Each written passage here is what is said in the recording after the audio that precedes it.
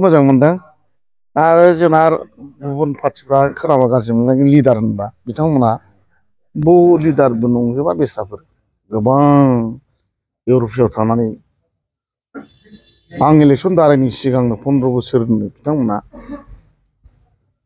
सान हर खस्थ' खालामनानै बिपिएफ दोलोखौ देरहासार खालामबोदों। सिगाङावबो बिथांमोना 10 बोसोर बिपिएफनि मनज कुमार ब्रह्मखौ देरहाहोबोनाय आरो बिनि उनाव बिथांमोना आं मोननाय लोगो लोगोनो 2015निफ्राय जेला गेलेजेनो अब्ला बिथांमोना फैनानै आंखौ एकदम सान हर खाथिनानै देरहासार होनाय मावथि बिथांमोन। बिथांमोना पारगावनि माखासे दं, सेलेखानि माखासे। आं गोसोखौ जोबोद गोजोननाय मोनदों। आं गोबां समनिफ्रायनो बिथांमोनजों रायलायबाय थाखादों, नाथाय सम मिलियैयाव बिथांमोना फैथ'वाखैमोन। नाथाय आंनि खावलायहरनायाव बिथांमोना दिनै नुजानानै आंजों आंनि न'खराव हाबफैबाय, आंनि बिजेपि दलाव हाबफैबाय। बेनि थाखायनो आं जोबोद गोसोखौ मोजां मोनदों।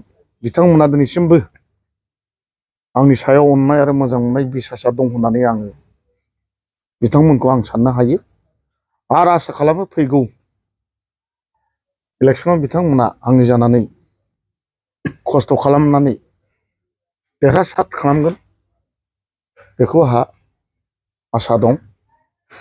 बेनिखायनो आं दिनैनिफ्राय बिथांमोनखौ बनरगाव मण्डलनि एमसिएलए जानानै आङो गोसो गोरबो सिंनिफ्राय बरायनानै लाबाय आरो बिथांमोना गाबोननिफ्रायनो खामानिखौ मावसिगोन। बेखिनियानो। सोनाब मालिगाव प्राइमारिनिफ्राय माखासे जइन जाफैदोंमोन। मैया बिथांमोनखौ बिपिएफ हान्जानिफ्राय बिपिएफ दोलोनि नङा होननानै फोसावनानै होदों, इउपिपिएल दोलोनिसो होननानै फोसावनानै होदों। बेखौथ' मारै बुजिबावनो, मैयाथ' आं बेखौ नुबाय जोंनि बिपिएफनि नङा होननानै। आरो दहाय नुलायबाय आं इउपिपिएलनि नेहाथारि प्रेसिडेन्टआ बुंलायबाय बिसोरबो इउपिपिएलनिबो नङा होनबा बबेनि सोरनिथो मानसि जाखो बिसोरलाय? बबेखौ दाना होननांगौ जाखो आं दा? दाबो नाय नोंसोर, दानो नुगोन इउपिपिएलनिफ्राय होख्लायलायबाय जोंनि मानसि नङा, बिपिएफआनो जोंनि मानसि नङा होनबा बबेनिथ' मानसि? ना अख्रांनि मानसिमोनसो, हाथरखिनि मानसिमोन नामा? बिसोरो एकदम जेनुइन मानसि, बिसोरो मानसिखौ नायनानै भट होग्रा। मानो होनोब्ला बिपिएफनि मानो आं बुंदों, बिथांमोना आं जेलाना इलेक्सन गेलेजेनो अब्ला बिसोरो आंनो भटखौ होदों, बेनिखायनो आं बिपिएफनि होनना बुंदों। मानो होनब्ला बिदिबाथ' आं जेनगौमोन। अत स्ट्रं जुदि इउपिपिएलआव दङमोनब्ला बिथांमोना 2015निफ्रायनो आं जेनबोआखैबाव वेस्ट मालिगाव प्राइमारि हिसाबै, अब्ला बिसोरखौ आं बिपिएफनि होननांगोन ना। आरो दिनै दा बबे खोथाखौ आं बिसास खालामनो मिडिया नोंथांमोनानो मिथिखागौ। बिपिएफआनो जोंनि नङा, इउपिपिएलआबो जोंनि नङा, बबेनि मानसि होनदों? दा सोरगोनाव हाथरना अख्रांनि जाखो बिलाय? ना फाथालि जाखो मानसिफ्रालाय? ओमफ्राय ना हा गावना नुजाफैदों नामा बिसोरो? आंखौ मोजां मोनदों फैदों, आरो बिथांमोना सिमान जाखादों जोङो गोदो नोंनोनो भटखौ होखादों होननानै। आरो बेनिफ्राय माथो आरो बुंबावनो, नङा होमबा? बे जाहैबाय राजनितिकनि खोथा। गावजों गाव मिडियायाव होलायबाय थानानै मा लाब जानो? जेबो लाब गैया। खामानिखौ मावनांगौसो गावबा सार्थनि थाखाय। रायजो राजायाथ' जाम्बा जाम्बि गैला जे बे मिडियायाव बुंबानो नंगौ नामाब्रा आं होनला गैला। बयहाबो स्टाडि दंसै, बयहाबो साननो हानो गोहो दंसै। ओंखायनो लाब गैया मिडियायाव नंखाय बाथ्राखौ बुंनानै लाब गैया। दिनै बिथांमोना 100% बिपिएफनि गोख्रों मावथिफोर, बेखौ आं नंखाय होनबा आं मारै जालायगोन? नंगौखौ आं नंगौ होननांगोन ना। अफिसाव थाग्रा बिथांमोना दिनै आंनि खावलायनायाव बिथांमोना फैबाय, आं बजबनानै लाबाय। बेफोरखौ आं बारा खर' साया, नङा होमबा? गोजोन्थों। नोंनि सिगांनि जिथु भटार्सफोर दङ, बिथांमोना दाबो हयथ' बिपिएफआव दं, बिथांमोननिसिम नोंथाङा माबाफोर बुंनांगौ खावलायनांगौ? ना बिथांमोनजोंबो आं रायज्लायगासिनो दं आरो फैया नङा गोबां फैबाय। आं गामि गामि गोबां जायगायाव बिपिएफनि वार्कारखौ आं जइनिंबो खालामबाय। जेरोखोम सिगाङाव आंनि दिनाव बिपिएफआव खामानि मावग्राफोर पाब्लिकफ्रा आंजोंनो दंजोबो, माखासे लिडारफोर दं, नंगौ बे सैथो। लिडारफोरखौ आं लाबोनो हायाखै, निस्सय बिसोरबो आंजों फैगोन होननानै आंहा आसा दं।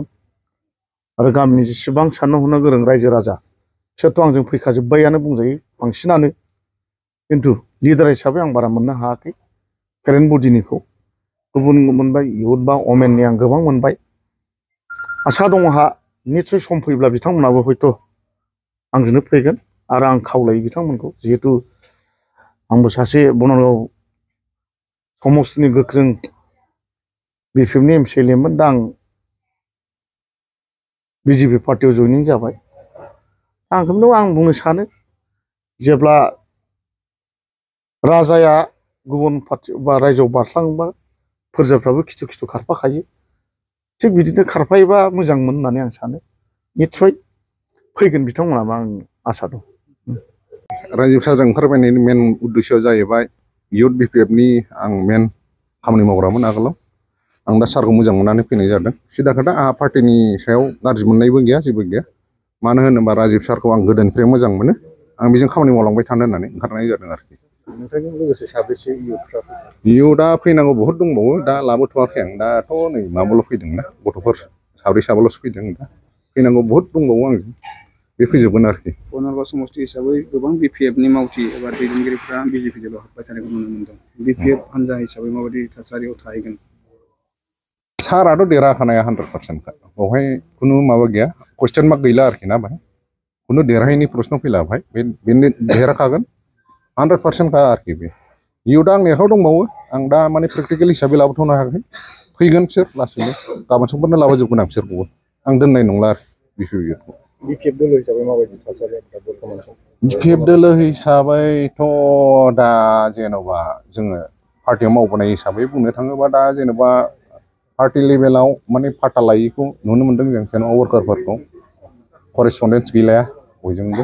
ओमफ्राय जोङो दा सारखौ मोजां मोननानै उफाय गैयाथ' जों सारजों ओंखारनांगोन होननानै सारजों फैनाय जाबाय आरोखि।